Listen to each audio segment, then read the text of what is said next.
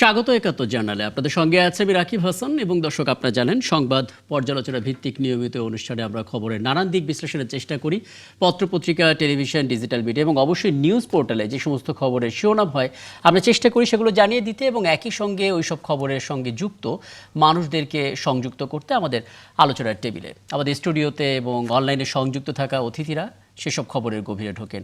সেই ধারাবাহিকতায় আজ আমার সঙ্গে আছেন সিনিয়র সাংবাদিক মেহেদী হাসান পলাশ। মেহেদী হাসান পলাশ, আপনাকে আমন্ত্রণ জানাচ্ছি এবং ধন্যবাদ জানাচ্ছি এই অর্থে যে আসলে অনেকগুলো বিষয় নিয়ে আমরা আলোচনা শুরু করার আগেই একটা ধারণা পেয়েছি এবং আমরা চেষ্টা করব যতটুকু পারা যায় একটু বিশ্লেষণগুলো জানতে। এবং এই আয়োজনে বিভিন্ন পর্যায়ে ধাপে ধাপে আমাদের অতিথিরা যুক্ত হবেন অনলাইনে এবং তাদের মন্তব্যগুলো পর্যায়ক্রমে আমরা জানার চেষ্টা করব আমরা। এবং বলে রাখি, আমার সঙ্গে ঠিক এই মুহূর্তে অনলাইনে যুক্ত আছেন বিএনপি দলীয় সংসদ সদস্য ও জাতীয়তাবাদী কৃষক দলের যুগ্ম সাধারণ সম্পাদক ফজলে হুদা বাবুল। আমন্ত্রণ আপনাকে। বাংলাদেশ সুপ্রিম কোর্টের আইনজীবী ব্যারিস্টার সাজ্জাদ আলী চৌধুরী, তাকেও দেখতে পাচ্ছি, কৃতজ্ঞতা, আপনি আমাকে সময়টা দিচ্ছেন। এবং জগন্নাথ বিশ্ববিদ্যালয়ের অর্থনীতি বিভাগের অধ্যাপক ডক্টর মোহাম্মদ আজম খান, তিনি আমাদের সঙ্গে যুক্ত আছেন। সবাইকে আমন্ত্রণ জানাচ্ছি। এবং মেহেদী হাসান পলাশ, আপনাকে দিয়ে আলাপটা শুরু করি। আমরা এই আয়োজন শুরু করার আগে এটা নিয়ে কথা বলছিলাম, মানে সরকারি কর্মকর্তা কর্মচারী যারা আছেন তাদেরকে সময় মতো অফিসে আসতে হবে। ঢিলেমি আমরা দেখেছি, জবাবদিহিতার কোনো জায়গা ছিল না এবং আমরা সাধারণ মানুষের হয়ে জানতেও পারতাম না যে তারা কখন অফিসে এলেন, কখন গেলেন। কিন্তু আমরা দেখতে পাচ্ছি দায়িত্ব নেওয়ার পর মন্ত্রী পরিষদে যারা আছেন এবং যারা সরকারি কর্মকর্তা আছেন তারা যে খুব একটা হানিমুন পিরিয়ড পার করতে পারবেন তেমনটা আমরা দেখতে পাচ্ছি না। কারণ আমরা দেখতে পাচ্ছি খোদ প্রধানমন্ত্রী ৯টার আগে আসছেন সচিবালয়ে এবং তিনি একের পর এক পরিকল্পনা জানাচ্ছেন এবং জবাবদিহিতার জায়গাটি স্পষ্ট করেছেন এবং বলেছেন কাজ করতে গেলে টিকে থাকতে হলে আপনাদের দক্ষতা দিয়ে এবং পারফরমেন্স দিয়ে টিকে থাকতে হবে। নতুন কিছু কি পাচ্ছেন? ধন্যবাদ আপনাকে এবং এই পবিত্র রমজান রাতে যারা দেখছেন। দেখেন, ৩৬ জুলাই অভ্যুত্থানের পর থেকে আমরা একটি শব্দ খুব শুনেছি, সেটা হলো এই যে নতুন বন্দোবস্ত। একদম। কিন্তু গত ১.৫ বছরে আমরা নতুন বন্দোবস্ত বলে কিছু দেখি নাই, যেটা আমাদেরকে আশাবাদী করতে পারে। বাট এই নির্বাচনের পরে প্রধানমন্ত্রী হিসেবে তারেক রহমান দায়িত্ব নেওয়ার পরে এই যে আপনার ৯টার মধ্যে অফিসে যাওয়া এবং তার তো একটা নির্দিষ্ট কার্যালয় আছে যেটা বহুদিন ধরে আমরা তেজগাঁতে, যেটা আমরা ব্যবহৃত হয়ে আসে, সেখান থেকে উনি শিফট করে সচিবালয়ে এসছেন এবং রেগুলারলি সচিবালয়ে উনি অফিস করছেন। তো এই যে একটা ব্যাপার, এই ব্যাপারটা কিন্তু একটা নতুন বন্দোবস্তের উদাহরণ। আমরা দেখতে পাচ্ছি যে আপনার তিনি তার যে বিশাল প্রোটোকল থাকে সেই প্রোটোকল তিনি কমিয়ে এনেছেন একদম। এবং আমরা দেখতে পাচ্ছি যে তিনি কোনো ধরনের সিগন্যাল ব্যবহার করছেন না, সিগন্যাল তিনি মেনে চলছেন। সিগন্যালের অনুযায়ী গাড়ি থামছে এবং তার গাড়ির আশপাশ দিয়ে লোকজন যাতায়াত করছে, তাকে হাত টাটা দিচ্ছে, তিনিও টাটা দিচ্ছেন।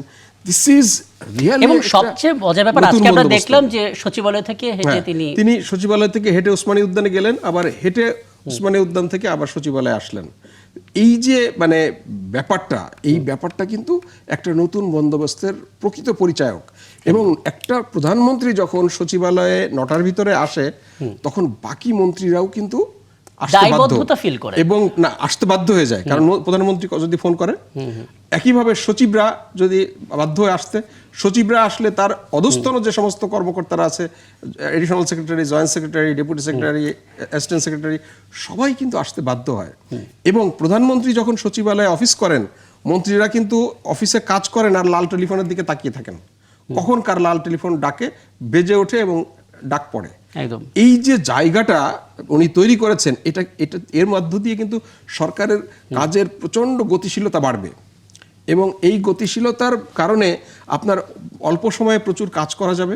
এবং আপনি দেখেন ওনার যে বক্তব্য, যে উনি যদি তেজগাঁয়ে বসতেন তাহলে ওনার যে কোনো মন্ত্রীকে লাগলে, যদি দিনে 10টা মন্ত্রীকে লাগতো, 10টা মন্ত্রী 10 বার আপনার তেজগাঁয়ে যেতেন, আবার সচিবালয়ে ফিরতেন। এই 10 বার প্রোটোকল নিয়ে যেত, 10 বার প্রোটোকল নিয়ে কর্মঘণ্টা নষ্ট হতো, রাস্তায় ট্রাফিক জ্যাম সৃষ্টি হতো প্রত্যেকের এর কারণে। সেই জায়গাগুলো কিন্তু, অর্থাৎ এর দ্বারা কিন্তু শুধু উনিই উপকৃত হচ্ছেন না, নাগরিকরাও কিন্তু উপকৃত হচ্ছে। কারণ ওই ট্রাফিক জ্যামটা আমরা যারা এই যে রাজধানীর যে নাগরিক, আমরা যে চলাফেরা করি, আমরা কিন্তু আমাদের তো সবার অভিজ্ঞতা আছে যে ভিআইপি জ্যামে আটকে 1 ঘন্টা 1.5 ঘন্টা ভিআইপি জ্যামে আটকে থাকতে হয়। সেই জায়গা থেকে কিন্তু আমরা মুক্তি পেয়েছি। তো সেই যে জায়গাটা, আমি মনে করি এর মধ্য দিয়ে একটা নতুন ধারণা, আমরা নতুন ধরনের প্রধানমন্ত্রী, যেটা আমরা হয়তো ইউরোপে দেখি, যেটা আমরা অন্যান্য উন্নত দেশগুলোতে দেখি, স্ক্যান্ডিনেভিয়ান দেশগুলোতে দেখি, তারেক রহমানের এই আচরণ বা এই যে মানে কর্মের যে ধরন। এবং আরও একটা কথা বলি, তিনি দেখেন যেখানে যাচ্ছেন তিনি তার পরিবার নিয়ে যাচ্ছেন, একদম। এর মধ্য দিয়ে কিন্তু পরিবারকে মূল্যায়ন করা, আমরা যে নারী অধিকারের কথা বলি এবং পরিবারের মধ্যে মানে নারীদেরকে মূল্যায়ন করার কথা বলি, ওনার এই বক্তব্য, ওনার এই কার্যক্রমের মধ্য দিয়ে কিন্তু এটা দেখা যাচ্ছে যে উনি মানে পরিবারকে কতটা মূল্যায়ন করেন এবং পরিবারকে কিভাবে সামনে রাখা। আমি একটু মাঠ পর্যায়ের খবরটা একটু জানার চেষ্টা করি। ফজলে হুদা বাবুল আমাদের সঙ্গে আছেন। ফজলে হুদা বাবুল, আপনি আপনার নির্বাচনে যে এলাকা যেখান থেকে আসলে আপনি নির্বাচিত হয়েছেন, সেখানকার সরকারি কর্মকর্তা কর্মচারী যারা আছেন, সরকারি অফিস যেগুলো আছে সেগুলোতে কেমন কর্মচাঞ্চল্য দেখছেন? মানে এটা খুব গুরুত্বপূর্ণ এই ইস্যুতে যে সাধারণ মানুষ আসলে সরকারের কর্মকর্তারা খুব আয়েশি হবেন এরকম একটা ন্যারেটিভ শুনে অভ্যস্ত, দেখে অভ্যস্ত, কতটুকু বদলাচ্ছে আসলে? ধন্যবাদ। আমি আসলে নির্বাচনের পর, শপথ গ্রহণের পরেই আমার এই নওগাঁ ৩ মহাদেবপুর বদলগাছিতে এসেছি। আমি ওই প্রত্যেক দিন যেটা আমাদের দলীয় ইফতারগুলো হয় বিভিন্ন, যেমন এতিমদের সাথে, আলেমুলামাদের সাথে, এইসব মানে প্রত্যেক দিন কোনো না কোনো ইফতারিতে সারাদিন আমরা মূলত প্রশাসনের সাথে কাটিয়েছি। ডিসি মহোদয়ের সাথে উন্নয়ন সমন্বয় সভায় ছিলাম, ইউএনও ২ উপজেলার ইউএনও এবং উপজেলা অফিসারদের সাথে বসলাম। আমাদের নির্বাচনের প্রতিশ্রুতির সাথে তাদের যে সম্পৃক্ততা, কারণ তাদের সহযোগিতা, একটা ব্যাপক কর্মচাঞ্চল্য শুরু হয়ে গেছে। দীর্ঘদিন ধরে মরচে পড়া আসলে প্রশাসন ছিল, কারণ যেখানে পার্লামেন্ট মেম্বাররা মানে প্রশাসনকে দিক নির্দেশনা দিবে এবং তাদের কাছে কাজের সহায়তা চাইবে, বিভিন্ন প্রকল্প বাস্তবায়নের জন্য তাদের খুবই সহযোগিতা অপরিহার্য, সেই জায়গাটায় তারা এরকম কোনো দিক নির্দেশনা বা গাইডেন্স বা অভিভাবক শূন্যই ছিল বলতে পারেন। কারণ তারা যখন জানতেন যে পার্লামেন্ট মেম্বারটা তথাকথিত ওই আমির ডামির মেম্বাররা যখন তাদের সামনে বসতেন, তাদের ওই মনের থেকে হয়তোবা রেসপেক্টটা ছিল না। কারণ সত্যি বলতে কি, আমি খুব অবাক হয়ে গেছি যে বিশেষ করে নির্বাচনের সময় থেকে যে আমরা জানতাম যে ১৭ বছরে ব্যাপক উন্নয়ন হয়েছে, আমরা এলডিসিতে যাচ্ছি, আমরা বাংলাদেশকে সিঙ্গাপুর বানাচ্ছি, ইউএস বানাচ্ছি, আমরা আমেরিকায় যাওয়ার কোনো প্রয়োজন নাই, বাংলাদেশ আমেরিকা হয়ে গেছে। কিন্তু যখন আমরা বিশেষ করে ভোটের মধ্যে, কারণ এর আগে ৫ই আগস্টের আগে কিন্তু আমরা গ্রামে গঞ্জে ঢুকতে পারিনি, যারা আমরা প্রকাশ্য রাজনীতি করতাম সেই ফ্যাসিস্টদের বিরুদ্ধে, সেখানে আমরা জেল জুলুম, পুলিশ কনস্টেবল দেখলেও আমরা ভয় পেতাম, এই বুঝি অ্যারেস্ট হয়ে গেলাম। তো কাজে আমাদের গ্রামে গঞ্জে যাবার কোনো অপশন হয়নি। ইন্টারেস্টিং বিষয় হচ্ছে গ্রামীণ অবকাঠামো, রাস্তাঘাটের পরিস্থিতি এত বাজে, একটা প্রাইমারি স্কুলে যাওয়ার রাস্তাটা পর্যন্ত ওই আপনার ২০ বছর আগে যে রাস্তাটা হয়েছে ওটা মিনিমাম সংস্কার হয়নি, ধুলো উঠছে। প্রত্যেকটা স্কুলের বাউন্ডারিবিহীন মাঠ, প্রত্যেকটা স্কুলের মাঠে ধুলো উঠছে, প্রত্যেকটা মন্দিরে মসজিদে যাবার রাস্তায় ধুলো। এবং বিশেষ করে আমার এই অঞ্চলে ব্যাপক আদিবাসী জনগোষ্ঠী আছে, তাদের যে দুর্বিষহ অবস্থা। এবং এখানে আমি যখন শুনলাম যে আচ্ছা তাদের যে বিভিন্ন অনুদানগুলো আসতো সেগুলা কি হতো, সেগুলো প্রকল্প বানিয়ে কাগজ মানে সর্বস্ব প্রকল্প বানিয়ে সেখান থেকে টাকা উঠিয়ে এমপিরা নিতেন একটা এবং সেখানে আসলে আমি তাদের যখন বললাম যে আপনারা এগুলোর প্রতিবাদ করেননি কেন, বলে কনস্টিটিউশনালি বলেন আর আমাদের প্রটোকল অনুযায়ী বলেন, আমরা তো এমপির কথা শুনেই কাজ করতে হবে, উপজেলা চেয়ারম্যানের কথা শুনেই কাজ করতে হবে, বিনা ভোটের চেয়ারম্যানদেরকে নিয়ে আমাদের কাজ করতে হয়েছে, সেখানে আমাদের ইনপুট দেওয়ার অপশনটা খুবই কম ছিল। কিন্তু তারা দেখেন গত ২ দিন যাবত আমার ২ উপজেলার কর্মকর্তারা শুক্র শনি দিনরাত তারা কাজ করছে, আমাকে সহায়তা করছে, কোন বিলের পানি নিষ্কাশনটা কিভাবে করলে ২টা ফসলের জায়গায় ৩টা ফসল হবে, তারা বিভিন্ন প্রকল্প প্রজেক্ট তারা বানাচ্ছে। এবং এতে আজকেও আমি ইফতারি করলাম, সন্ধ্যা পর্যন্ত পুরো দিন ছিলাম তাদের সাথে, তাদের বিভিন্ন সমস্যা সুবিধা তারা কিভাবে, আসলে এটাই আমি আপনার কাছ থেকে জানতে চাইছিলাম যে কর্মচাঞ্চল্যটা শুরু হয়ে গেছে। শুরু হয়ে ব্যাপক গেছে। হারে। আমি এর পরে যখন আপনার কাছে আসবো তখন আসলে কৃষি ঋণ মৌকুফের বিষয়টা কি ধরনের প্রভাব পড়বে সেটাও জানার চেষ্টা করব। আমি বিরতিতে যাব, যাওয়ার আগে ব্যারিস্টার সাজিদ আলী চৌধুরী একটা প্রশ্ন আপনার কাছে করে যাই। মানে প্রথমত বিরোধী দলে যারা থাকে তাদের একটা বড় দায়িত্ব হচ্ছে প্রথমত সরকারের যে ভুল সিদ্ধান্তগুলো বা যে সিদ্ধান্তগুলো ঠিক করা উচিত সে বিষয়ে চোখে আঙুল দিয়ে দেখিয়ে দেয়া, পরামর্শ দেয়া। পাশাপাশি আমরা যে কালচারটা খুব একটা দেখিনি সেটা হচ্ছে সরকারের কোনো সঠিক সিদ্ধান্তকে সমর্থন জানানো, সাধুবাদ জানানো। প্রধানমন্ত্রী তারেক রহমান এখন পর্যন্ত যে সিদ্ধান্তগুলো নিয়েছেন ব্যক্তি হিসেবে তিনি কিংবা একজন প্রধানমন্ত্রী হিসেবে কতটুকু আসলে আপনাদের দিক থেকে সাধুবাদ পাচ্ছে এবং আপনাদের দিক থেকে আর কোনো প্রস্তাবনা আছে কিনা সেটা ছোট করে জানার চেষ্টা করবো বিরতির পর ফিরে এসে। দর্শক, আপনারা আছেন একাত্তর জানালে, ছোট্ট একটা বিরতি নিয়ে ফিরছে, আমাদের সঙ্গে থাকবেন। ধন্যবাদ সাথে থাকার জন্য। একাত্তর জানালে আরও একবার আমন্ত্রণ জানাচ্ছি এবং আমরা আলাপে ছিলাম, আবারও ফির বসে আলাপে। একটা প্রশ্ন রেখে গিয়েছিলাম আপনার কাছে, আরও একবার দর্শকদের উদ্দেশ্যে সেটা একটু করে রাখি আবারও আপনাকে। প্রধানমন্ত্রী তারেক রহমান বেশ কিছু সিদ্ধান্ত নিয়েছেন। প্রথমত 180 দিনের একটা ডেডলাইন তিনি রেখেছেন, যে সময় তিনি যে 4টা কাজ করতে চান। পাশাপাশি প্রোটোকল তিনি কম নিচ্ছেন কিংবা কোনো কোনো ক্ষেত্রে পায়ে হেঁটে তিনি একটা জায়গা থেকে অন্য জায়গায় যাচ্ছেন, সচিবালয়ে অফিস করছেন, কর্মকর্তা কর্মচারী যাদের আছেন তাদেরকে সঠিক সময় মতো অফিস করার নির্দেশ দিচ্ছেন, জবাবদিহিতার কথা বলছেন, সেগুলো আমরা জানতেও পারছি। কোন কোন বিষয়গুলো আপনার কাছে খুব ইতিবাচক মনে হচ্ছে, কোন কোন বিষয়গুলো আসলে প্রধানমন্ত্রী হিসেবে তিনি আরও একটু নজর দেবেন বলে আপনারা বিশ্বাস করেন, প্রত্যাশা করেন? ধন্যবাদ আমার সহ আলোচক বৃন্দকে এবং একাত্তরকে আমাকে এখানে ইনভাইট করার জন্য, এবং রাত জেগে যারা দেখছেন এই অনুষ্ঠানটুকু। সবচেয়ে বড় কথা হচ্ছে বাংলাদেশে হোক বা পৃথিবীতে আরেকজনের প্রশংসা করা বা ভালো কাজের প্রশংসা করাটা একটু মানুষ কৃপণ হয়। একদম। কিন্তু বিরোধী দল থেকে দেখা যাচ্ছে যে বা মানুষও বর্তমান প্রধানমন্ত্রী তারেক রহমানের অনেকগুলি ইতিবাচক পদক্ষেপকে অবশ্যই প্রশংসা করছে। যেমন উনি প্রটোকল, আমি প্রথমেই ভয় পাচ্ছিলাম যখন উনি প্রধানমন্ত্রী হলেন, এতজন প্রধানমন্ত্রী অ্যাপয়েন্টমেন্ট করলেন, আমরা যারা কোর্টে যাওয়া আসা করি ওই রোডের উপর চাপ থাকে, যখন আমরা ভয় পাচ্ছিলাম যে আমাদেরকে দাঁড়িয়ে থাকতে হতো। ফর্চুনেটলি উনি প্রধানমন্ত্রী হওয়ার পর থেকে এখন এইরকম কোনো প্রবলেমের মধ্যে আমাদের পড়তে হয়নি, কারণ যখন একবার যায় হাফ এন আওয়ার আমাদেরকে দাঁড়িয়ে থাকতে হতো আগে। এটা একটা অবশ্যই ধন্যবাদ পাওয়ার যোগ্য। আর সবচেয়ে বড় কথা হচ্ছে উনি যদি সময় মতো অফিসের কথা বলছেন এবং উনি নিজেও করছেন, অন্যদেরকে উৎসাহিত করছেন, জবাবদিহিতার কথা বলছেন সাথে।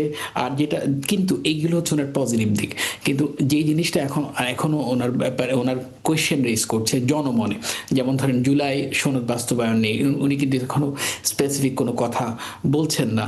ইভেন দোজ ধরেন এই আজকে 2 দিনে যেমন যদিও বা এটা প্রতিটা সরকার তার একজন গভর্নর যখন অ্যাপয়েন্ট হয়, তার যখন নতুন একজন সরকার আসে গভর্নর চেঞ্জ করে এবং নতুন একজন গভর্নর অ্যাপয়েন্ট হয়, এটা অবশ্যই ওনারা করতেই পারে, ওনাদের দলীয় এজেন্ডা থাকতে পারে, ওনাদের পছন্দ মতো লোক থাকতে পারে। কিন্তু যিনি বিদায়ী গভর্নর তার বিদায়টা খুব ভালোভাবে হয়নি, যেটা যদিও বা উনি গত 17 মাস বা 18 মাসে উনি বা বাংলাদেশের যে অর্থনীতি, ভঙ্গুর অর্থনীতিতে যেভাবে করে দাঁড় করানোর চেষ্টা করেছিলেন, অনেক ভুলভ্রান্তি থাকতে পারে, কিন্তু তার বিদায়টা আসলে মানুষ ওভাবে নিতে পারেনি। এরকম অনেকগুলি ইস্যুতে বেসিক্যালি মানুষের প্রশ্ন জাগছে, যার কারণে আমি মনে করি উনি অনেকগুলো ভালো কাজ করছেন, অনেকগুলো সুন্দর কাজ করছেন, অনেকগুলো প্রশংসনীয় কাজ করছেন, কিন্তু তার মধ্যে এই ছোট ছোট ভুলগুলো যদি উনি আরেকটু কেয়ারফুল থাকেন, হয়তো বা ওনার আশেপাশে যারা আছে সহযোগিতা করেন এগুলো মানে এগুলো ফিগার আউট করতে, তাহলে মনে হয় পথ চলাটুকু আরো স্মুথ এবং সুন্দর হবে। চমৎকার। আমি আরেকটি প্রসঙ্গে যাব, কিন্তু তার আগে মেহেদী হাসান পরশ, আপনি কিছু যুক্ত করবেন এই ইস্যুতে? না, আপনি এই যে অনেকগুলো বিষয় বললেন যে আমরা তো ধরেন এই যে চেঞ্জটা, আমরা কিন্তু আপনি চেঞ্জের ব্যাপারে একটু সমালোচনা করলেন। দেখেন, আমরা ইউনূস সরকারকেও কিন্তু মানে তার ক্ষমতা নেওয়ার পরে একবারে আরও অনেক ব্যাপকভাবে চেঞ্জ করতে দেখেছি, কিন্তু আজকে যারা সমালোচনা করছে তখন কিন্তু তারা এটার মানে প্রচণ্ড দাবি তুলেছিল যে এটা চেঞ্জ করতে হবে, এই করতে হবে। তো কিন্তু তখন যেটা জায়েজ ছিল সেটা এখন না জায়েজ হলো কি করে? মানে এটা কি শুধু বিরোধিতার জন্য বিরোধিতার জায়গা? না, এটা যেমন ধরেন এইটা আসলে যেমন ধরেন এখানে আপনি যখন কোথাও কাউকে অ্যাপয়েন্ট করছেন তখন দেখতে হবে উনি স্ট্যান্ডার্ডটাকে। আমরা যখন দেখছি আগের গভর্নর যখন, আমরা তো অবশ্যই আজকে যা আছি তা আমাদের চিন্তা থাকবে সবসময় তার পরবর্তী স্টেপ যেন এর চেয়ে আর বেটার কিছু হয়। আমি আজকে যদি এসএসসি পাস করি, কালকে ইন্টার পাস করবো, আজকে যদি কলেজে থেকে তারপরে যদি ইউনিভার্সিটিতে থাকবো। আমরা দেখছি একাডেমিক যখন প্রোফাইলগুলো আমরা দেখছি, বর্তমান গভর্নর একাডেমিক প্রোফাইল অবশ্যই তার থেকে থেকে খুব যে ভালো তা কিন্তু না। আর না, এখানে আমি একটা কথা বলি যে আমি একটু শেষ করি, হ্যাঁ, তারপর right. তারপরে ধরেন যেমন আমরা আবার দেখছি ওনার প্রায় 79 কোটি টাকা লোন ছিল, যেটা বেশ সপ্তাহখানিক বা 10-15 দিন আগে রিশিডিউল হয়েছে। এখন এই জিনিসগুলো যিনি নিজের কোম্পানি প্রপারলি চালাতে গিয়ে ব্যর্থ হয়েছেন এবং ব্যাংক ডিফল্টার হয়েছেন, তিনি পুরো বাংলাদেশের ব্যাংক সেক্টরটা, ইকোনমিক সেক্টরটা কিভাবে করে মানে ম্যানেজ করবেন? না, আমি আপনার এখানে একটু ইয়ে করি, সেটা হলো এরকম যে দেখেন, প্রথম কথা হলো যে নতুন একটা সরকার এসছে, তিনি গভর্নর চেঞ্জ করেছেন, তিনি তো এমন কাউকে, অযোগ্য কাউকে, তিনি তো এই প্রতিষ্ঠানটাকে ধ্বংস করতে চাইবেন না, তিনি তো সাকসেস হতে চাইবেন। কাজেই তার নিশ্চয়ই কোথাও কনফিডেন্সটা তৈরি হয়েছে যে ইনি আরো বেটার করবেন। তো আপনাকে তো এটা এই সময়টা দিতে হবে। ঋণ খেলাপির বিষয়টাতে আমি একটু ছোট্ট কথা বলি। ঋণ খেলাপির বিষয়টা তো দেখেন, ঋণ খেলাপি দুই ধরনের আছে। আপনি এবং এই যে বাংলাদেশে বিএনপি এবং জামাত গত 17 বছর, এই বিএনপি জামাতের যারা ব্যবসায়ীরা, তারা কেউ ব্যবসা করতে পারে নাই, তারা কেউ ঘরে থাকতে পারে নাই, তারা কেউ সবাই পালিয়েছিল। তো ঋণ খেলাপি দুই ধরনের, একটা হলো 17 বছর আগে যারা ঋণ খেলাপি ছিল, আর 17 বছর যারা ঋণ নিয়েছিল কিন্তু ব্যবসাই করতে পারে নাই, তারা ঋণ দেবে কি করে? আপনি তাদেরকে যদি আপনি এই ঋণ খেলাপির মানে যে স্বাভাবিক যে মোড়কের জায়গায় তুলে ধরেন, এটা তো ঠিক হলো না। আচ্ছা, এই আলাপটা আলাদা করে তুলে রাখি, কারণ আমার হাতে যে টপিক রয়েছে সেখানে এই গভর্নরের ইস্যুটা আছে, ওনার 11 পরিকল্পনা আছে, সেগুলো নিয়ে আলাদা করে কথা বলবো আশা করি। এবং আমি এখন যেই পয়েন্টটাতে আসতে চাই, 10,000 টাকা পর্যন্ত কৃষি ঋণ সুদসহ মওকুফ করার সিদ্ধান্ত হয়েছে। এবং আমরা আসলে গণমাধ্যমের এই খবরটা ছড়াবার পর সামাজিক যোগাযোগ মাধ্যমে প্রতিক্রিয়া দেখছিলাম, এবং সেই প্রতিক্রিয়াতে আমরা অনেককে এটা বলতে শুনেছিলাম যে ঋণ মওকুফ কৃষকদের জন্য কতটা গুরুত্বপূর্ণ সেটা আসলে কৃষকরা ভালো মতো বুঝতে পারেন। সেখানে 10,000 টাকা একটা বিশাল অঙ্ক। আমি নিশ্চয়ই ফজলে হুদা বাবুল আপনার মন্তব্যটা শুনবো, তবে ডক্টর মোহাম্মদ আজম খান, অর্থনীতির মানুষ আপনি, আপনার জায়গা থেকে বলবেন মাঠের কৃষকদের জন্য এত বড় অঙ্কের ঋণ মওকুফ কতটুকু আসলে আশাবাদ তৈরি করলো? ধন্যবাদ আপনাকে। আজকে এরকম একটি গুরুত্বপূর্ণ প্রশ্ন নিয়ে আমি কথা বলবো, এবং আমার দীর্ঘদিনের যে একটা কৃষি অর্থনীতি নিয়ে পড়াশোনা করতে গিয়ে আমার জন্ম এবং আমার বেড়ে ওঠা গ্রামেই ছিল। তো গ্রামের মানুষের, কৃষকদের সম্পর্কে আমার জানাটা মোটামুটি যা আছে সেটা যথেষ্টই আর কি, ভালোই আমার জানা। তো আজকে আমি খুবই খুশি হয়েছি। আমার অত্যন্ত ভালো লাগার একটা জায়গা, সেটা হলো এই সমস্ত দরিদ্র মানুষ বাংলাদেশে। একটা জিনিস খেয়াল করবেন, আমাদের যতই ধনী আমরা হই না কেন, আমাদের এখনো যদিও কৃষিতে অবদান জিডিপিতে কমে আসছে ডে বাই ডে, সেটাও ঠিক আছে, তারপরেও অলমোস্ট 70 থেকে 75% লোক এখনো কিন্তু কৃষির উপর বেঁচে থাকে। তাদের জীবন ধারণের একমাত্র পেশাই হচ্ছে কৃষিকাজ। আমরা হয়তো খুব কম পার্সেন্ট লোক শহরে থাকি, গার্মেন্টস বা অন্যান্য শিল্প প্রতিষ্ঠানের কাজ নিয়ে আমাদের অবস্থান, কিন্তু কৃষির সাথে জড়িত যে সমস্ত কৃষক, এই সমস্ত লোকদের জন্য সংসদে কেউ কথা বলে না। এই সমস্ত লোকরা সর্বদাই উপেক্ষিত। তারা হাজারো রকমের অসাম্য, তাদের মধ্যে অসমতা তাদের উপরে কাজ করে। তারা এদেশের যে বেনিফিট তারা কিন্তু ঠিক মতো পায় না। আমরা যারা গার্মেন্টসে লস খাই, শিল্পে আগুন ভয়, অন্যান্য অনেক রকমের ভনিতা দেখে আমরা সরকারের কাছে সুবিধা নিয়ে থাকি, এবং ব্যাংক লুট সহ কত রকমের কাব্য কাহিনী এই সমস্ত সভ্য সমাজে খুব কম পার্সেন্টেজ লোকেরা এই সমস্ত কাজ করে থাকে। কিন্তু বৃহৎ একটা অংশ কৃষক, তাদের আজকে আমাদের এই নতুন সরকার আসার পরে আমাদের মাননীয় প্রধানমন্ত্রী তারেক রহমান, উনি আমাদের, আপনি বলেছেন 12 লক্ষ কৃষক পরিবারের এই বেনিফিটটা পাবে। 1.5 অর্থাৎ 1.5 বিলিয়নের মতো টাকা লাগবে, এটা তার ওয়েভার বা মওকুফ করে দেওয়া হলো। এর আগেও কিন্তু আমরা দেখতে পেয়েছি 91-96 সালে আমাদের প্রয়াত মাননীয় প্রধানমন্ত্রী শেখ খালেদা জিয়া, উনিও কিন্তু 5,000 টাকা করে মওকুফ করেছিলেন। এই পয়েন্টটাতে কেবল আপনার একটা বক্তব্য নিয়ে আর আপনি শেষ করবো, সেই অর্থে যে আমাদের দেশের ঠিক এই মুহূর্তে অর্থনৈতিক যে বাস্তবতা, সেই বাস্তবতায় এই 10,000 টাকা ঋণ মওকুফের যে সিদ্ধান্ত, সেটা কার্যকরের ক্ষেত্রে কোনো চ্যালেঞ্জ হবে কিনা? শোনেন, এটা বড় কোনো টাকা নয়, এটা চ্যালেঞ্জ সামান্য। আমাদের এক এস আলম, মানে পুরো সংখ্যাটা তুললে 550 কোটি টাকা মওকুফের আওতায়। হ্যাঁ, হ্যাঁ, এই টাকাটা অনেক বড় টাকা নয়, অর্থনীতির একটা খাত হিসেবে যে আমাদের সরকার এটা ব্যয় করবে, সরকারের জন্য এটা তেমন চ্যালেঞ্জ নয়, কিন্তু এটার দ্বারা যে বেনিফিটেড হবে, এটার দ্বারা যে উপকৃত হবে, সেই সংখ্যাটা কিন্তু অনেক বড়। এবং এই কাজটা করার ফলশ্রুতিতে আপনি দেখবেন আমাদের ভিতরে যে আয়ের ভারসাম্যহীনতা অনেকটাই কাভার করবে। আর আমার আপনার কাছে 10,000 টাকা টাকা নয়, কিন্তু এই সমস্ত প্রান্তিক কৃষকদের কাছে 10,000 টাকা অনেক বুঝতে টাকা। পারছি, একদম স্পষ্ট করে বলেছেন। আমি একটু ফজলুদ্দিন বাবুল আপনার কাছে আসতে চাই। কৃষকদের নিয়েই আপনার কাজ এবং জাতীয়তাবাদী কৃষক দলের যুগ্ম সাধারণ সম্পাদক আপনি, তার মানে কৃষকদের সঙ্গে যোগাযোগটা আপনাদের আছে। ক্ষুদ্র ঋণ হোক বা যে কোনোভাবেই হোক, এই ঋণগুলো যখন জমে যায় তখন আমরা বলি কৃষি প্রধান দেশ বাংলাদেশ, কিন্তু কৃষি বান্ধব সিদ্ধান্তগুলো খুব একটা আসে না। কি মনে হয় কৃষকরা কতটুকু উপকার পাবে? মানে এখন মাঠ পর্যায়ে যারা কাজ করছেন কৃষকরা, এই অঙ্কের টাকায় কতটুকু হেল্প হবে তাদের? জি, ধন্যবাদ। প্রফেসর খান পারফেক্টলি এটাকে এনলাইট করেছেন, এর বাইরে আসলে কিছু না। তবে এটা একটা কৃষকদের জন্য যে কত বড় প্রণোদনা। আপনি জানেন যে আমাদের যিনি গণতন্ত্রকে 2বার পুনরুদ্ধার করেছেন, আমাদের সাবেক 3বারের প্রধানমন্ত্রী বেগম খালেদা জিয়ার সময় 5,000 টাকা পর্যন্ত কৃষি ঋণ মওকুফ করেছিলেন, পরে এটা 10-এ নিয়েছিলেন। তো জনাব তারেক রহমান যখন এসেছেন দেশে, উনি বলেছিলেন আই হ্যাভ এ প্ল্যান। তো আমি বিঙ্গে কৃষক দলের ক্ষুদ্র কর্মী, এবং আমি আমার গর্বিতভাবে বলতে চাই, আমি কিন্তু বেশ কিছুদিন থেকে আমার এলাকায় আমি কৃষিকাজ খুব স্বল্প পরিসরে করলেও বেসিক্যালি আমি অ্যাগ্রো ট্রেডিং করি এখানে। তো সেখান থেকে আমার যে অভিজ্ঞতা, এবং কৃষকদের সাথেই আমি কাজ করি, প্রত্যেক ওয়ার্ডে ওয়ার্ডে যাই, কৃষকদের সাথে কথা বলি।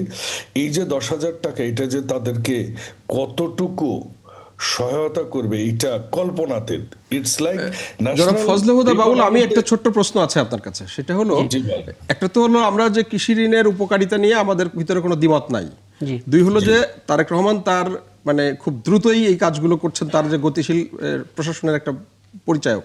কিন্তু আমরা মাঠ পর্যায়ে, আমরা সাংবাদিক হিসাবে আমাদের যে অভিজ্ঞতা আছে, যখন এই কৃষি ঋণ মওকুফের যে বিষয়টা দাঁড়ায়, মানে প্রয়োগের ব্যাপারটা দাঁড়ায়, তখন আমরা দেখতে পাই যে ওই এলাকার মেম্বার বা চেয়ারম্যান অথবা রুট লেভেলের যে দলীয় নেতারা আছে, এক হলো দলের লোকদেরকে বেছে বেছে এই সুবিধাটা দেওয়ার একটা ব্যাপার তৈরি হয়। যা 1, 2 হলো আবার ওই 10,000 টাকার জন্য 2,000 টাকা করে নিয়ে বা 3,000 টাকা করে নিয়ে তারপরে তাদেরকে এই সুযোগটা দেয়া হয়। এইটা যদি হয় তাহলে তো আবার এইটা যে হবে না, সেই ব্যাপারে আপনাদের কোনো পরিকল্পনা বা আছে কিনা? এটা কিন্তু আমাদের খুব কমন প্র্যাকটিস। দেখুন, জনাব তারেক রহমান যখন দেশে এসেছেন, প্রথম স্পিচে উনি বলেছেন নবীর ন্যায়পরায়ণতার ভিত্তিতে উনি দেশ চালাবেন। আর আমাদের নির্দেশনাগুলো কিরকম আপনি শুনলে হয়তো অবাক হবেন। আমাদের মাত্র আমরা শপথ নিয়েছি, এর মাঝে গ্রামে এসে আমি 2টা ইউনিয়নের 2জন বিএনপির সাধারণ সম্পাদককে, একজনকে বহিষ্কার করেছি, একজনকে পদ থেকে অব্যাহতি দিয়েছি। এবং প্রশ্ন হতে পারে এটা বিএনপি করে আসছে।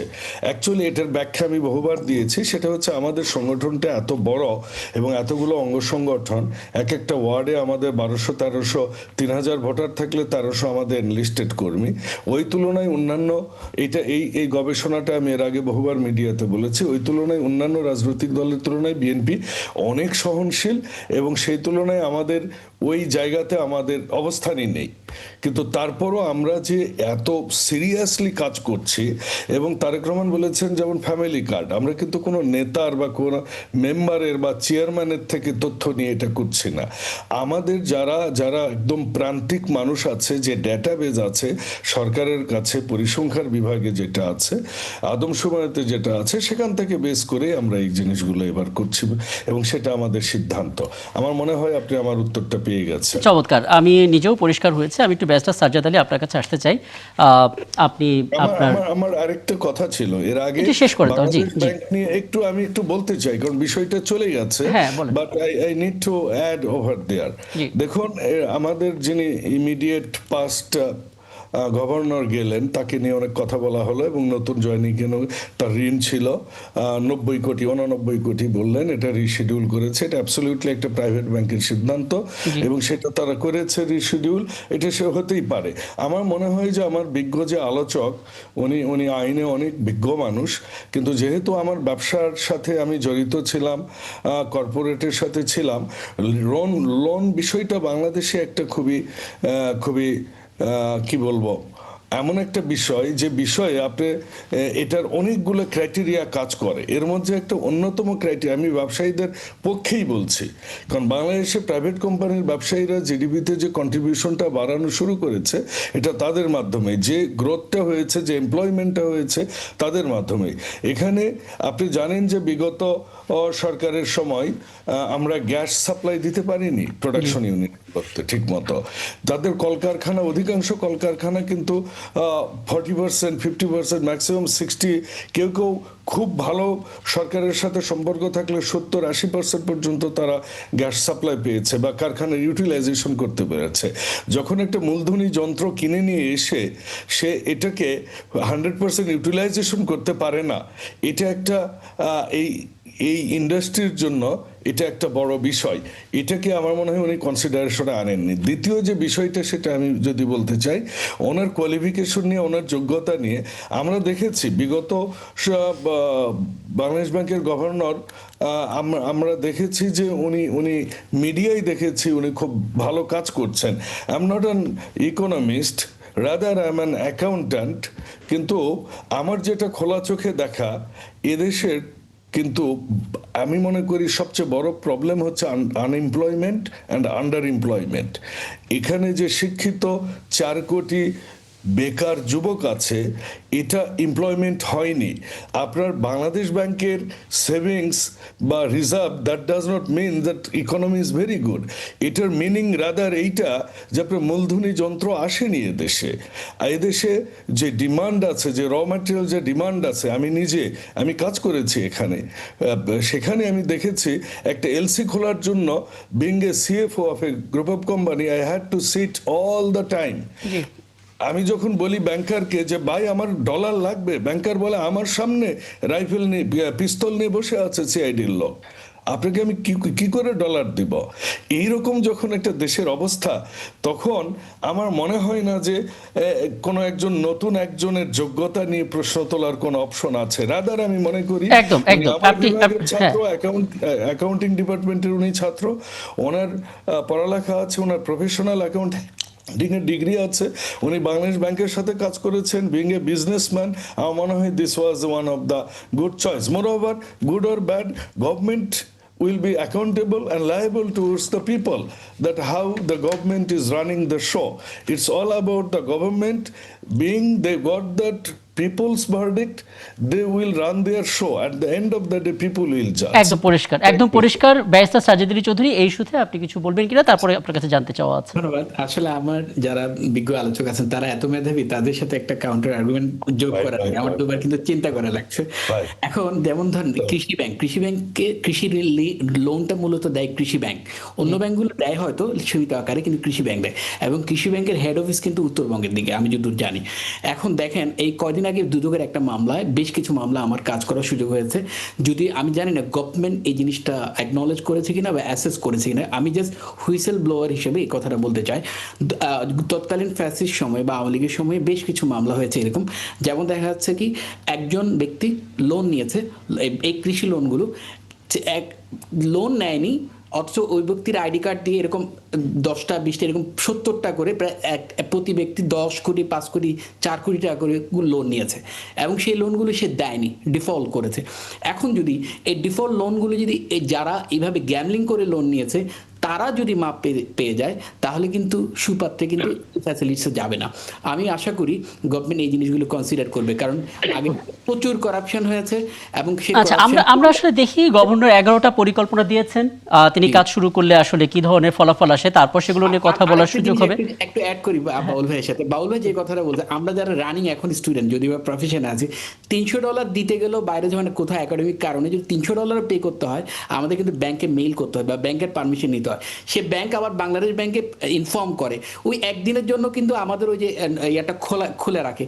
যেখানে $300 পে করতে আমাদের আমাদের জান বের হয়ে যায়, সেখানে যদি সেখানে ওনাদের তো অবশ্যই কষ্ট হয়েছে, কিন্তু আমরা ভয় পাচ্ছি, কারণ আমরা যদি আবার সেই সিচুয়েশনে চলে যেতে হয় তাহলে সাজ্জাদ ভাই, আপনারা আগে চুন খেয়ে ফেলেছেন, লেটস সি হাউ দ্য দই ইজ গিভ ইউ টেস্ট। একদম একদম। আমি একটা বিরতিতে যাব, বিরতিতে যাওয়ার আগে আমি একটু ব্যারিস্টার সাজ্জাদ আলী চৌধুরী একটা প্রশ্ন করে যাই আপনার কাছ থেকে।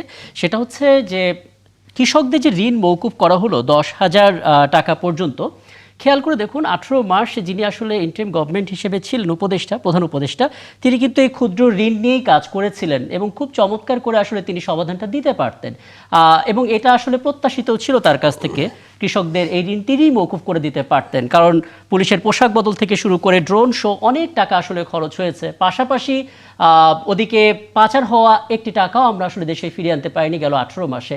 কাজেই তার জায়গা থেকে আসলে কৃষকের এই ঋণ মওকুফ করার ক্ষেত্রে কোনো আন্তরিকতা ছিল কিনা আপনার একটা অবজারভেশন আমি জানতে চাবো বিরতির পর ফিরে এসে।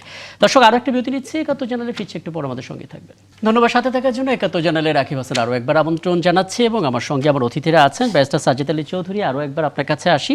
যে প্রশ্নটা করে গিয়েছিলাম, প্রফেসর ডক্টর মোহাম্মদ ইউনূসকে আমরা সবাই রেসপেক্ট করি এবং ধন্যবাদ, তিনি অবশ্যই তার প্রাপ্য, কারণ একটা চমৎকার নির্বাচন তৈরি করার জন্য, অনুষ্ঠিত করার জন্য যা যা করা দরকার সেই ইকোসিস্টেম তিনি তৈরি করেছেন এবং দেশে আসলে সেই গণতন্ত্র পুনরুদ্ধারের যে পথ, সে পথটা আরও স্পষ্ট হয়েছে, শক্ত হয়েছে। কিন্তু মুশকিল হচ্ছে আজকে যে সিদ্ধান্তটা এলো 10,000 টাকা পর্যন্ত কৃষি ঋণ সুদসহ মওকুফ করা, ঋণ নিয়ে কাজ যেহেতু দীর্ঘদিন ধরে তিনি করেছেন, গবেষণা করেছেন, নোবেল পুরস্কারও পেয়েছেন, প্রত্যাশা তো ছিল তিনি এই কাজটা করতে পারতেন। ধন্যবাদ। সবচেয়ে বড় কথা যেটা হচ্ছে, মানে অন্তর্বর্তীকালীন সরকার জঞ্জাল পরিষ্কার করতে এসে অনেক ক্ষেত্রে কিন্তু জঞ্জাল আরো বাড়িয়ে দিয়ে গেছে।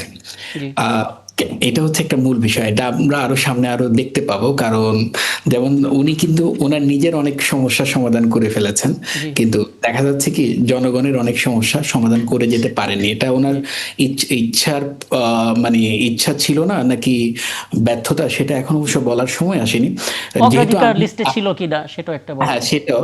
আর সবচেয়ে বড় কথা হচ্ছে, যেহেতু আমি ইন্টারিমের কেউ না, আমি ওনাকে ডিফেন্ড করতে চাচ্ছি না, তবে ওনাকে আবার ভিলেনও বানাতে চাচ্ছি না, কারণ আমি অবশ্যই এইভাবে করে ঋণ মওকুফ করার আগে অবশ্যই আমি চাই সেটার উপর একটা অ্যাসেসমেন্ট হোক, এবং কারণ এই ঋণটা কারা নিয়েছে, যদি আমি একটু আগেই বললাম, যদি ঋণটা স্ক্যান্ডেল করে নিয়েছে যারা, তারা যদি এই সুযোগটা নেয়, তাহলে আমাদের যারা দুষ্কর্মে সহযোগিতা করার একটা মানে একটা তাদেরকে সহযোগিতা করা হয়ে যাবে।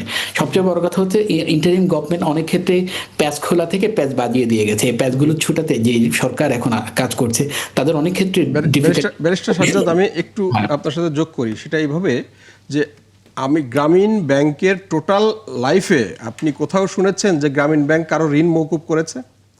গ্রামীণ ব্যাংকের নিজস্ব কখনোই কোথাও গ্রামীণ ব্যাংক কারো ঋণ মওকুফ করে না। ঋণ যদি ফল্টি হয় আবার টাকা দেয়, তার কাছ থেকে তোলে, এটা কোনোদিন তারা ঋণ মওকুফ করে না। প্রফেসর ইউনূস তিনি যে মাইক্রো ক্রেডিটের জন্য কাজ করেছেন, তারপরে সারা বিশ্বে তিনি সোশ্যাল বিজনেসের জন্য বক্তৃতা দিয়ে পাঠান, এবং 3-0 তার যেটা আপনি বলেন, তিনি সারা তো 1.5 বছর তিনি বাংলাদেশের সর্বময় ক্ষমতার অধিকারী ছিলেন। আমাদের 3-0 বাংলাদেশের কোথায় হয়েছে? 3-0 কিছু হয়েছে? কোথাও হয়নি। আমাদের পরিবেশ উপদেষ্টা, উনি পরিবেশ নিয়ে কাজ করেছেন, ঢাকার অবস্থা আপনি জানেন। আপনি সোশ্যাল বিজনেস, আমরা কি কোথাও দেখেছি বাংলাদেশের সোশ্যাল বিজনেসের কোনো একটা উদাহরণ তিনি এক্সাম্পল তৈরি করেছেন? উনি যখন আমাদের ক্ষমতা নিয়েছিলেন, আমরা ভেবেছিলাম ওনার যে সারা বিশ্বে যে যোগাযোগ, ওনার কথায় এলন মাস্ক আসবে, ওনার কথায় বিল গেটস আসবে, ওনার কথায় নানা রকম লোকজন আসবে, কিন্তু আমরা কাউকে আসতে দেখি না এখানে বিনিয়োগের জন্যে। কেউ বিনিয়োগ করে নাই। তাহলে ওনার কাছ থেকে আমরা পেলামটা কি? মানে ওনার কাছ থেকে আমরা পেলামটা কি? মানে সেজন্য আমি বলছিলাম, উনি জঞ্জাল পরিষ্কার করতে গিয়ে অনেক ক্ষেত্রে জঞ্জাল বাড়িয়ে গেছেন। ওনার হয়তো মানে সফলতা আমরা যেভাবে আশা করেছি সেই অনুযায়ী সফলতা আমরা দেখতে পাচ্ছি না। কিন্তু সবচেয়ে বড় কথা হচ্ছে, আমরা সবকিছুর থেকে আমরা একটা নির্বাচন আশা করছিলাম তার কাছ থেকে, যদিও নির্বাচন উনি কথা মতো যথাসময়ে দিয়ে যেতে পেরেছেন এবং দিয়ে গেছেন, তার জন্য আমরা তার কাছে কৃতজ্ঞতা প্রকাশ করি। কিন্তু সবচেয়ে বড় কথা হচ্ছে, লোন নিয়ে উনি হয়তো এটার উপর একটা রিসার্চ ওয়ার্ক করে দিতে পারতেন, অথবা এটা নিয়ে একটা ইনিশিয়েটিভ নিতে পারতেন, যেটা এই গভর্নমেন্ট যখন এই স্টেপটা নিতে যাচ্ছিল, কারণ তারা তাদের এজেন্ডায় বলেন, প্রথম যখন তারেক রহমান কিছু কথা মানে প্রথম নির্বাচনী ইশতেহার বলছিলেন তখনও কিন্তু এই কথাগুলো বলছিলেন, যদি উনি করে দিতে পারতেন তাহলে এই বর্তমান সরকারের জন্য হয়তো ইতিবাচক ডিসিশনটা নিতে অনেক সহজ হতো আর কি। খুব স্পষ্ট। আমি গভর্নর ইস্যুতে আরও একবার একটু আসতে চাই, এবং এটা ডক্টর মোহাম্মদ আজম খান আপনার কাছে। 11টি পরিকল্পনার কথা নতুন গভর্নর দায়িত্ব গ্রহণের প্রথম দিনই তিনি দিয়েছেন, এবং তিনি এটার নাম দিয়েছেন অর্থনীতি পুনরুদ্ধার এবং প্রবৃদ্ধির গতি বাড়ানোর পরিকল্পনা।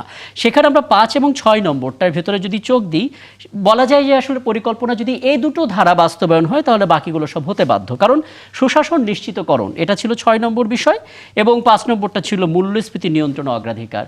দুটো বিষয় গুরুত্বপূর্ণ, বলা যায় সবচেয়ে গুরুত্বপূর্ণ, কিন্তু বাস্তবায়ন তো অতীতে আমরা কখনোই হতে দেখিনি। এবার ঠিক কোন আত্মবিশ্বাসে আমরা বলতে পারি যে নতুন গভর্নর এ দুটো করতে পারবেন? ধন্যবাদ আপনাকে। গুড গভর্নেন্স, সুশাসন এবং মুদ্রাস্ফীতি ব্যাংকিং খাতে সুশাসন, জি। আপনাকে একটা, আমি অর্থনীতির ছাত্র হিসেবে যতটুকু বুঝি, জি, বাংলাদেশ ব্যাংক অধীনে সবগুলা ব্যাংক থাকে, আর্থিক প্রতিষ্ঠানগুলো চলে। একদম। এই বাংলাদেশ ব্যাংকে যদি রাজনীতিকরণ করা হয়, সেখানে এর যে নেগেটিভ ইম্প্যাক্টটা কি পড়তে পারে আমরা কিন্তু দেখেছি। কতগুলো ব্যাংক ধ্বংস হয়ে গেছে, আমরা দেখেছি অনেক প্রতিষ্ঠান অচল হয়ে গেছে, এবং কতগুলো ব্যাংকগুলোকে আবার মার্জ করে আবার নতুন একটা ব্যাংক খোলা হচ্ছে, অর্থাৎ ব্যাংক শূন্য হয়ে গেছে। পৃথিবীর ইতিহাসে এই জিনিসটি নেই। এই যে এখানে রাজনীতিকরণ, এই ব্যাংকগুলো, বাংলাদেশ ব্যাংক যদি কোনো একটা দলের পক্ষে হয়ে কাজ করতে চায়, একটা দেশের অর্থনৈতিক কি অবস্থা হতে পারে সেটা আমরা জানি।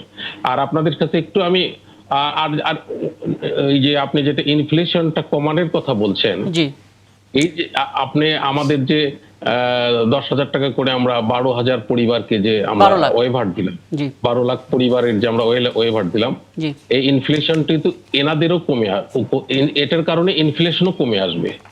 কারণ এই সমস্ত লোকেরা যখন আলটিমেটলি ওনারা প্রেসারে থাকতো, তাদের ভিতরে একটা ভয় কাজ করতো। মুশকিল হচ্ছে কি, মানে আমাদের যদি খুব ব্যাকরণগত দুর্বলতার কারণে মূল্যস্ফীতি বাড়তো তাহলে আমরা হয়তো সেটা সমাধান করতে পারতাম। আমরা দেখতে পাচ্ছি কারসাজি, এবং যে কারসাজি যারা দীর্ঘ সময় করেছেন সরাসরি রাজনৈতিক ব্যক্তিদের সঙ্গে একটা যোগসাজশ ছিল, যে কারণে ইচ্ছাকৃতভাবে এটা সমাধান করা হয়নি। সেই আমি এখানে একটা জিনিস যোগ করে দিই, প্রফেসর আজম খান। এই আলোচনার আগে সবচেয়ে বড় দরকার যে আমাদের বাংলাদেশ ব্যাংকে যে শীত কাটা হয়েছিল, সেই শীত কাটাটা বন্ধ করা, যে আবার যেন এই যে শীত কেটে এখান থেকে টাকা পাচার করে নিয়ে যাওয়া, এই টাকা কিন্তু আমরা ফেরত আনতে পারি নাই। তারপরে 234 বিলিয়ন ডলার যেটা পাচার হয়ে গেছে, সেই টাকাটা ফিরিয়ে আনাটা অত্যন্ত জরুরি, কারণ এটা জনগণের টাকা, মানুষের টাকা, এটা জরুরি। 3 নম্বর হলো যে আমরা দেখেছি বাংলাদেশ ব্যাংকের নিরাপত্তা ব্যবস্থা খুবই দুর্বল, এবং সেখানে খুব সাসপেক্টেড কিছু বিদেশি লোক কাজ করে, সেইগুলোকে ঠিক করা। আমার মনে হয় যে এই জায়গাগুলো ঠিক না করে আমি যদি অন্যান্য দিকে কাজ করতে থাকি, অর্থাৎ আমি ঘরের দরজা খোলা রেখে আমি বাইরে যদি অনেক কিছু নিয়ে ব্যস্ত থাকি, আমার কিন্তু ঘর আবার ডাকাতি হবে। তো এই জায়গাটা আমার মনে হয় যে বাংলাদেশ ব্যাংকের গভর্নর যিনি হলেন, তিনি আগে নিজের ঘরটা ঠিক করবেন, তারপরে বাইরে একটু চোখ দিলে বোধহয় ভালো হয়। জি, ডক্টর মোহাম্মদ আজম খান। জি, জি, আপনার কথা আমি শুনলাম আর কি। দুটো কথা এখানে, বাংলাদেশ ব্যাংকের গভর্নর ডক্টর আতিয়াউর রহমান ছিলেন, উনি অত্যন্ত মানে ওনার যোগ্যতা ছিল, যোগ্যতা নিয়ে আমার তেমন কোনো প্রশ্ন নাই, শ্রদ্ধাও আমি করি। কিন্তু উনি দেখেন এই ব্যাংকটা খুব সেন্সিটিভ জায়গা, এখানে কিন্তু ছাড় দেওয়ার কোনো জায়গা নেই। এখানে যদি উনি এসে একাধারে উনি একজন ব্যক্তির পক্ষে হয়ে উনি 200-300 বই লিখছেন শুধুমাত্র রাজনৈতিক ফেভার পাওয়ার জন্য, ওখানে বসে থাকতে হলে ওই ব্যাংকের দায়িত্ব নিতে গেলে কোনো দলের পক্ষে হয়ে কাউকে আমি এক্সট্রা লোন দিব, কাউকে দিব না, কোনো ব্যাংকে আমি সাপোর্ট মানে ব্যাংকে আমি প্রিভিলেজ দিব, কোনো ব্যাংকে দিব না, এইগুলো করলে চলবে না।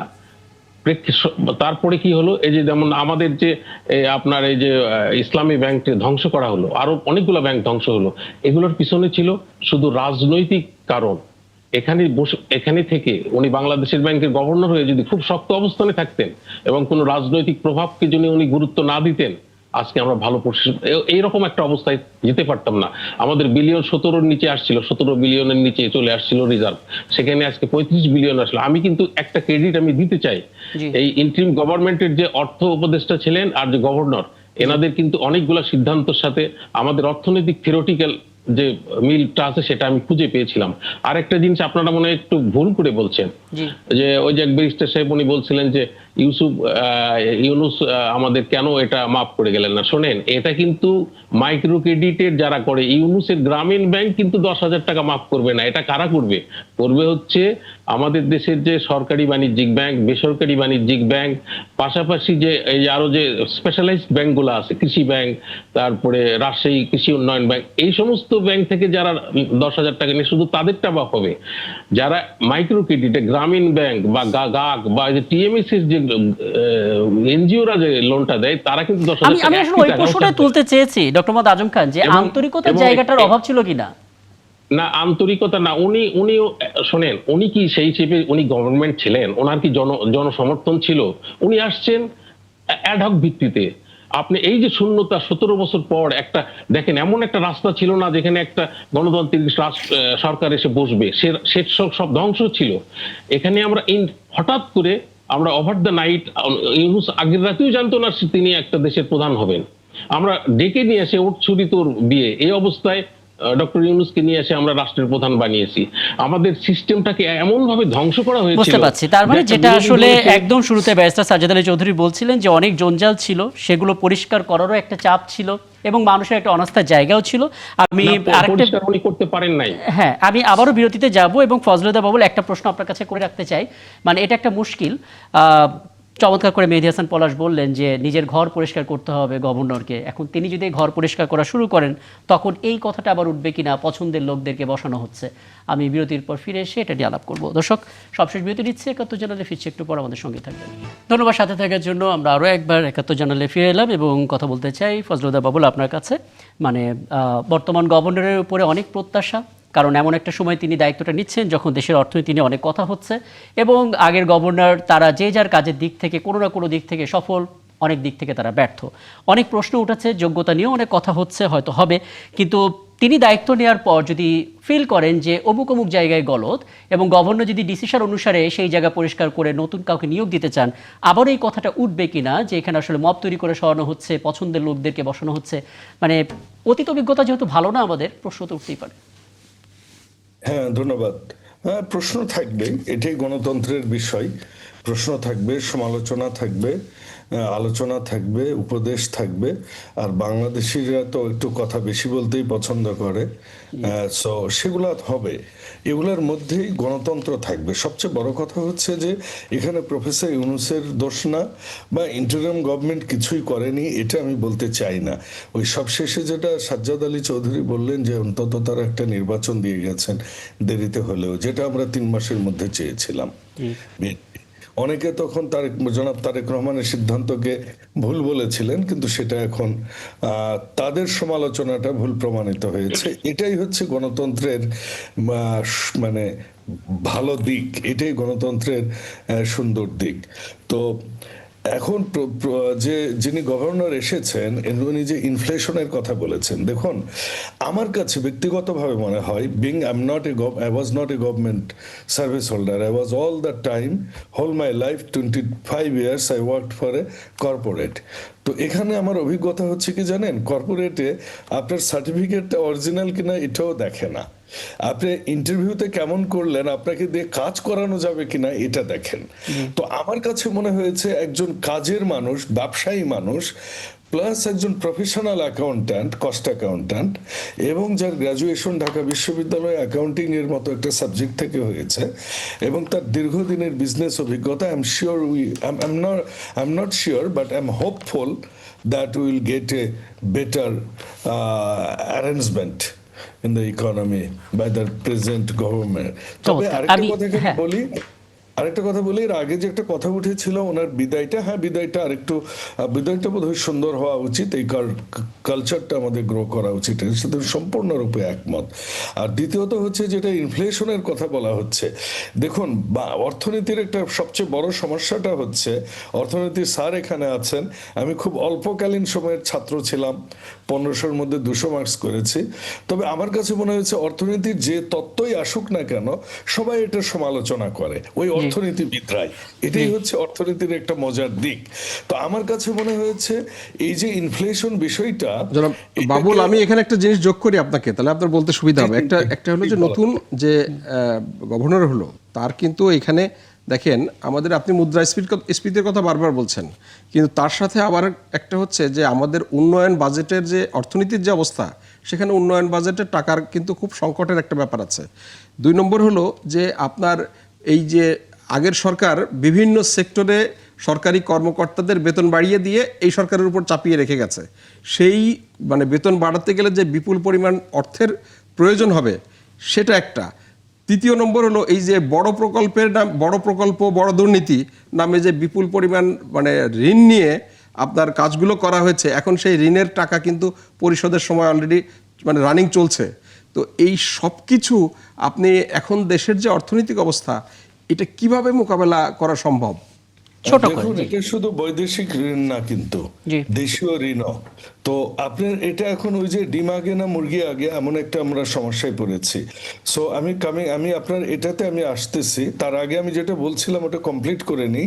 সেটা হচ্ছে ইনফ্লেশন দুটো কারণে হয়, একটা হচ্ছে কস্টফুল হতে পারে, যে আমার যে প্রাইসিং তার চেয়ে আমার কস্ট বেশি, মানে মজুরি যখন বেড়ে যায়, যেটা এখন পলাশ ভাই বললেন। আরেকটা হতে পারে ডিমান্ড পুল, সেটা হচ্ছে আমার ডিমান্ড অনেক বেশি কিন্তু আমি ওই প্রোডাকশনটা আমি দিতে পারছি না।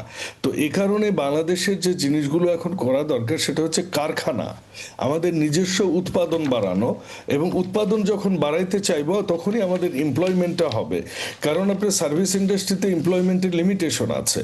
তো আমরা যখনই কারখানার দিকে যাব, আপনি দেখেছেন অলরেডি মাননীয় প্রধানমন্ত্রী যে বন্ধ কারখানাগুলো খুলে দিতে বলেছেন, যখনই উৎপাদনটা হবে, আমরা যে দর্জিগিরিটা করছি যেটা, এই যে গার্মেন্টস, আচ্ছা, এখানে বলে রাখি যেই 11টা পরিকল্পনা গভর্নর দিয়েছেন, 2 নম্বরে কর্মসংস্থানের কথা, 3 নম্বরে তিনি বলেছেন বন্ধ কলকারখানা চালু করতে নীতিগত সহায়তা করবেন। জি, আমি ওইটাই বলছিলাম।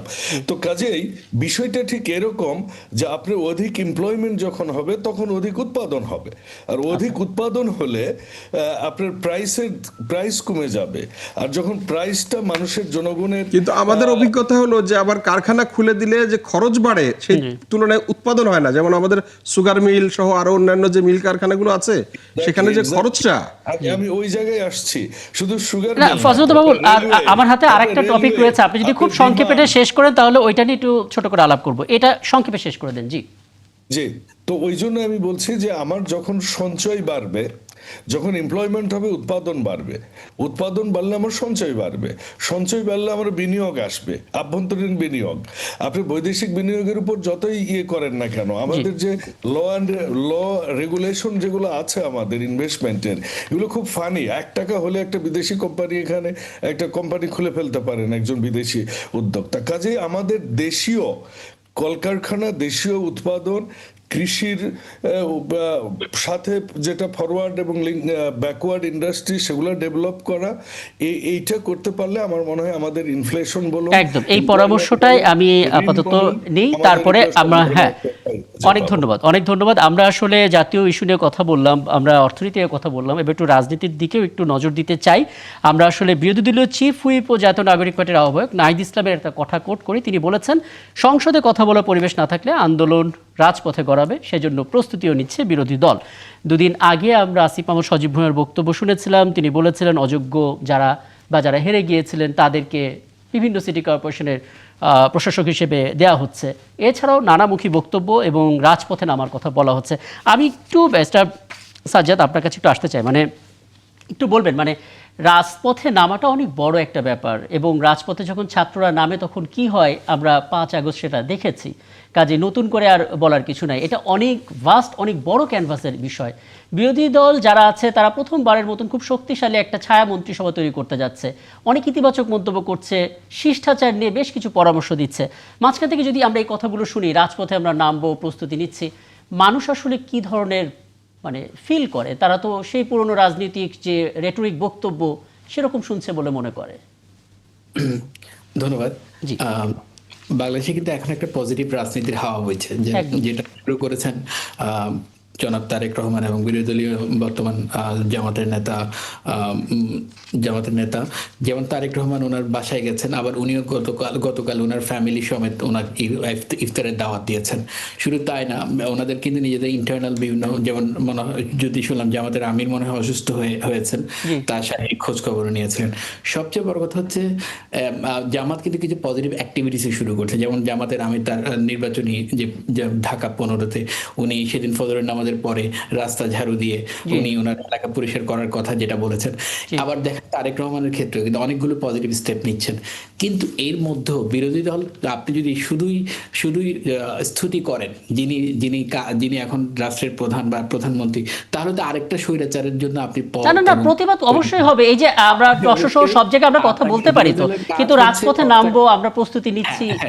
মানে ব্যারিস্টার সাজ্জাদ, আমি আপনাকে প্রশ্নটা একটু গুছিয়ে করি। সেটা হলো এই যে দেখেন, একটা তো হলো যে কোনো একটা সরকারের হানিমুন পিরিয়ড বলে তো একটা ব্যাপার থাকে, আপনি তাকে কাজ করতে দিতে হবে, সে কাজ যখন ভুল করবে তখন আপনি বলবেন, নাম্বার 1। নাম্বার 2 হলো দেখেন 70+ সদস্যের বিরোধী দল, এটা কিন্তু একটা হিউজ নাম্বারের বিরোধী দল, একদম। এটা কিন্তু চাইলে এইটাকে মানে অবহেলা করা সম্ভব না। তো আপনাকে তো চেপে ধরার জন্য পার্লামেন্ট আছে, আপনি পার্লামেন্টে চেপে ধরবেন, পার্লামেন্টে যত প্রসিডিউর আছে সব করার পরে যখন পার্লামেন্টে আপনি ব্যর্থ হবেন তখন আপনি রাজপথে আসবেন। কিন্তু আপনি পার্লামেন্টে কিছু করলেনই না, এখনই আপনি রাজপথের শুরু করলেন, এইটা মানে আমার কাছে মনে হয় না যে একটু অতি আবেগী কাজগুলো হয়ে যাচ্ছে, দায়িত্বশীলতার জায়গায় একটু ঘাটতি হয়ে যাচ্ছে। জি। এটা আবেগই না, এটা হচ্ছে হুইসেল ব্লোয়ার এবং সতর্ক করা। কয়দিনে কোথায় জানি শুনেছিলাম সিনেমার কুকুর কখনো কামড়ায় না, এটা হচ্ছে বার্কিং করছে, কামড়াবে না। যখন কিন্তু সত্যিকার অর্থ যদি মিসলিড হয় বা মিসগাইড হয় তখন অবশ্যই অর্থাৎ আপনি এটাকে সিনেমার কুকুর বলছেন? না, সেটা জাস্ট রেটরিক অর্থে বললাম। এটা জিনিসটা হচ্ছে, এটা গভর্নমেন্টকে তার ট্র্যাকে থাকার জন্য তারা অবশ্যই বলতে, হ্যাঁ গভর্নমেন্টের কিছু প্রথম দিকে কিছু নেগেটিভ ইমপ্রেশন তো ড্র হয়েছে, যেমন জুলাই নিয়ে একটা মতপার্থক্য তৈরি হয়েছে, তারপর গভর্নমেন্ট চেঞ্জ হওয়ার পরে কিছু বিরোধী দলের নেতাকর্মীদের উপর কিছু হামলা হয়েছে, ধর্ষণ হয়েছে, এই অনেকগুলো ইস্যু তো আছে, সেগুলো ডিল করতে হচ্ছে। বিরোধী দল কিন্তু বসে নেয়, এবং বিএনপি একটা বড় দল, প্রধানমন্ত্রী তো আর সব কিছু কন্ট্রোল করতে পারছেন না, এটাও ঠিক। মাঠ পর্যায়ে অনেক কর্মী অনেক অফেন্স করছে, সেটাও ঠিক। বিরোধী দলকে ওটাও ফেস করতে হচ্ছে। এখন সেই সব ক্ষেত্রে যদি তাকান তাহলে অবশ্যই তাদেরকে এইভাবে করে বলতে হচ্ছে, এবং সেটা কিন্তু জনগণ কি ভাবছে সেটা না। আপনি সাবকন্টিনেন্টে যেমন আমরা দেখেছি বিএনপি সরকার গতবারে 2001 সালে যখন ক্ষমতা নিল, প্রথম দিনে কিন্তু বিসমিল্লাহ করেছিল হরতাল দিয়ে বিরোধী দল, তাই না? এখন তো আর সেরকম কিছু হচ্ছে না, বরং এখন যেটা হচ্ছে একজনের বাসায় একজন যাচ্ছে, যাওয়ার পরে আবার সেখানে বুঝতে পারছি, মানে একদিকে প্রেশার গ্রুপ, অন্যদিকে সৌহার্দ্যতা, শিষ্টাচার। কিন্তু মুশকিল হচ্ছে এই বক্তব্যগুলো যখন শিরোনামে আমরা দেখি, সাধারণ মানুষ যখন দেখে, তখন তাদের ভিতরে সেই ভয়টা কাজ করে যে পুরনো কাদা ছোড়াছুড়ির দিকে গেলাম কিনা। সবশেষ মন্তব্য জনাব ফজলুল হুদা বলুন সংক্ষেপে। জি। জি, ধন্যবাদ। না, আমি শুনছিলাম তন্ময় হয়ে সাজ্জাদ আলী চৌধুরী সাহেবের কথা শুনছিলাম, ভালোই বলেছেন, ওনার মতো করেই বলেছেন, ঠিক আছে। তবে আমি যেটা বলতে চাই সেটা হচ্ছে বাংলাদেশটা ভালো হওয়া দরকার। ওইসব হুঙ্কার, ওইসব একদিনও শান্তিতে থাকতে দিব না, এগুলো আসলে পলিটিক্যাল ইম্যাচুরিটি বলবো আমি। এই সময় এই দীর্ঘ আন্দোলনের পর, এই জুলাই অভ্যুত্থানের পর আমরা আর যেন এই দিকে না যাই, সংসদই যেন হয়ে ওঠে রাজনীতির একমাত্র জায়গা। এবং এসব আমি ওই ভদ্রলোকের, এখন ভদ্রলোক বলতে হবে, আগে ছেলেটা বলতাম, কারণ উনি বিরোধী দলীয় চিফ হুইপ, তো ওনার এইসব বাতুলতাটা আসলে এই মুহূর্তে দেশের জন্য ভালো নয়। ওনারা যেন ওই মব কালচার, ওই মানে ডিসি পাল্টায় টাকা নেওয়া, ওই তদবির, এগুলা যদি করতে না পারে, এগুলোর জন্য যদি এসব হুঙ্কার কুসংস্কার দায়, এগুলা কিন্তু বিএনপি এগুলা মেনে নেবে না। মেনে নেবেন না। আমি এখানেই তাহলে থামি, যেহেতু হাতে সময়টা কম। আমি ডক্টর আজম খান ছোট্ট একটা মন্তব্য নিতে চাই, কারণ অর্থনীতি পুনরুদ্ধারের জন্য রাজনৈতিক স্থিতিশীলতা সবচাইতে জরুরি, বলা যায় প্রথম কন্ডিশন। আপনার মনে হয় কিনা সেই স্থিতিশীলতার দিকে যা যা করা দরকার সেদিকে আমরা যাচ্ছি? কোথাও কোনো শঙ্কা আপনি দেখেন কিনা? জি। আপনাকে ধন্যবাদ। হ্যাঁ, আপনি যেটা বলেছেন যে মূলত দেশ চালায় হচ্ছে রাজনীতিবিদরা। একটা বাসের যেমন ড্রাইভার থাকে, ড্রাইভার হচ্ছে রাজনীতিবিদ, আর বাসটা হচ্ছে আমাদের অর্থনীতি। তো বাস চালকের যদি ত্রুটি হয়, বাস কিন্তু অ্যাক্সিডেন্ট হবে। তাই রাজনীতিবিদদের ভুল বা রাজনৈতিক অস্থিতিশীলতা, রাজনৈতিক সম্প্রীতি, এগুলোর অভাবে অর্থনীতিটাকে অনেক সাফার করতে হয়। তাই আমি আপনাদের একটু সামান্য হলেও বলতে চাই, আমি যখন জনাব তারেক রহমান এবং রাষ্ট্রপতিকে এক জায়গায় দেখি, খুব সুন্দরভাবে দুইজন কথা বলছেন, দুজন দুমেরুর লোক। তারপরে আমার তারেক রহমানকে যখন আমি দেখি জামাতের সংসদীয় নেতার বাসায় দিয়ে হাসি মুখে কথা বলছেন, আমার কিন্তু একটু আশা জাগে, হয়তোবা আমরা ভালো কোনো একটা দিকে আমরা অগ্রসর হচ্ছি। রাজনৈতিকভাবে স্থিতিশীলতা আসলেই হবে। এই যে ওনারা যেটা হুমকি দিতে যাচ্ছেন, আমরা এইগুলোতে আর চাই না। এটা এটা এটা দেশের জন্য ভালো কিছু বয়ে আনেনি। আমরা আমরা সামনের দিকে তাকাতে চাই, সামনের দিকে তাকাতে চাই। এই আশাবাদটা নিয়ে আলাপটা শেষ করি। অনেক ধন্যবাদ, কৃতজ্ঞতা আমাকে সময়টা দিয়েছেন, এবং দুঃখ প্রকাশ করছি মেহেদী হাসান পলাশ, আপনার মন্তব্যটা নিতে পারলে খুবই ভালো হতো, কিন্তু রাত 1টার সংবাদ শুরু হবে যেহেতু। অনেক ধন্যবাদ, এবং সামনে নিশ্চয়ই আপনার সঙ্গে কথা হবে এই আয়োজনে। দর্শক, এই ছিল আজকে 71 জনের আয়োজনে। আগামীকাল নতুন ইস্যু নিয়ে কথা হবে, থাকবেন আমাদের সঙ্গে।